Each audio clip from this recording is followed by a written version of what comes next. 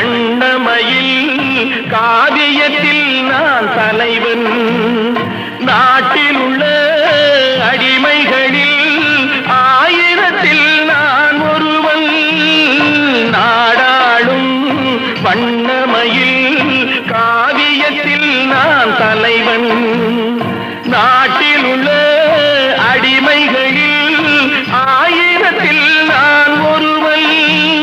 மாளிகையே அவள் வீடு, மரக்கிளையில் என் கூடு, பாடுவதே என் பாடு, இதில் நான் ஆனந்தமா